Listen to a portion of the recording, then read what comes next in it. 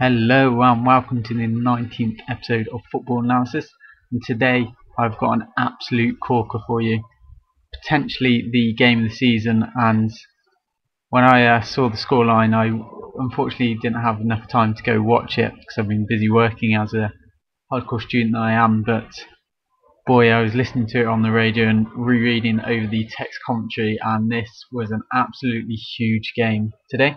I'm bringing you the Man United Everton game from the old fortress that is Old Trafford. And for Man U, if they could win this, it would kind of cement their lead at the top table and pretty much guarantee them the win of the Barclays Premier League.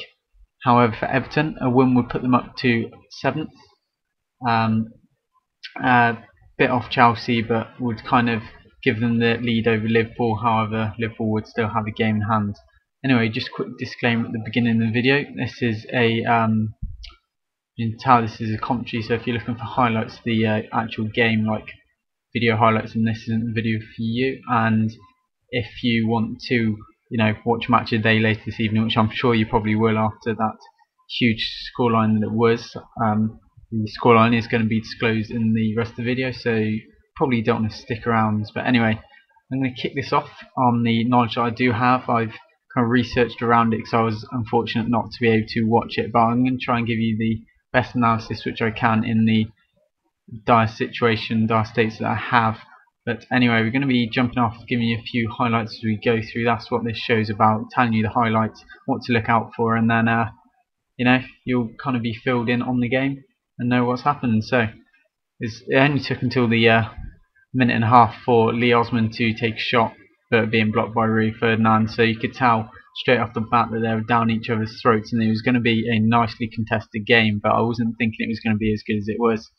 5 minutes in, Jelavic takes a shot for Everton, and De Gea for old Man U steps up and makes a pretty good save, so he's kind of on the ball. I've always been a bit worried about him, seeing as he didn't have much experience, but he's stepped up to the mark, so he hasn't been too bad at all.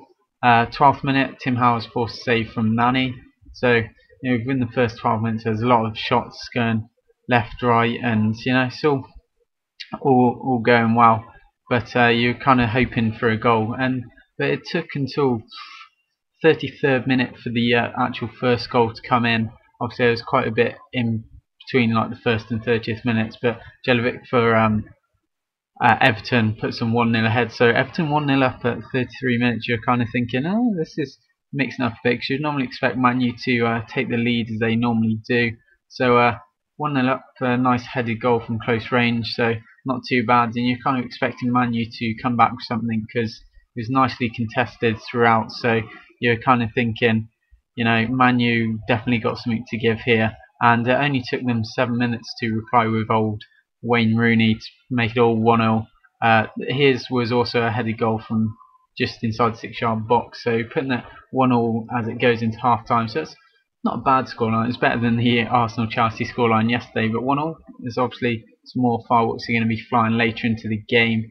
And so we're going to jump on to the second half, and just before half time there was a yellow card for Silva and Distan, and then just after half time Evra picks one up on the 46th minute, but it only took until the 56th minute for Man U to regain, well, not regain, to actually take the lead through Danny Welbeck. It was not a bad goal at all, into the top right hand corner of the goal, so it's kind of a nice goal to see. And you kind of expect Man U to be on top after this, and 4 minutes later old Nani pops up to make it 3-1. So you're thinking this competition that we've had in the first half is kind of seems to be diminishing a little bit. So 60 minutes in, you're thinking, oh, this might be getting a bit one-sided, but Fadden comes on for Osman's 62nd minute, yeah, so that was 62nd minute, so a nice substitution there. But Everton never backed down to their respect. So you've got to take note of McFadden, because he was a great asset for Everton later in the game, and he played well throughout. But as I said, they didn't didn't step down at 66 minutes. So it only took them 6 minutes to reply. Or Fellaini, the big man, gets a nice goal deep inside the penalty box to the bottom right hand corner. De Gea couldn't really do much. So 3-2, you're thinking, come on, could be a comeback for Everton here. But Rooney 2 minutes later, so 68th minute, makes it 4-2 to Man U. So you're kind of thinking, well, is that it all over? Everton only really got 20 minutes to get 2 goals back, and they were left it very, very late. 82nd minute, we had Jelavic pops up to score another, so he's got 2. He played very well for them, and it was nice goal to the left hand corner of the goal past the gear again. So 4-3, thinking 82nd minute, can they really get this back? But Everton, to probably Man United's dismay and shock, Stephen Pienaar pops up and in the 85th minute gets a pretty nice little slotted goal to left hand corner once again. So that was how it ended, 4-all, and it was an absolute corker of a game. Just seeing, like, had it on Twitter and on the commentary, and it was just, from that I could just tell it was an amazing game. I would have loved to have seen it, but unfortunately, as I said, I was unable to. But this is part of the show where I'm going to throw a few stats at you. It was a 96-minute long game with 52% possession to Manchester United, as I'd expect them to be on top. Shots wise, it wasn't too one-sided. It was quite even, to be fair. 20 shots to Man U to Everton's 17, with 11 of Man U's being on targets to Everton's 10. So Everton had a better shot to on target ratio, but obviously it's goals that count, and 4-all.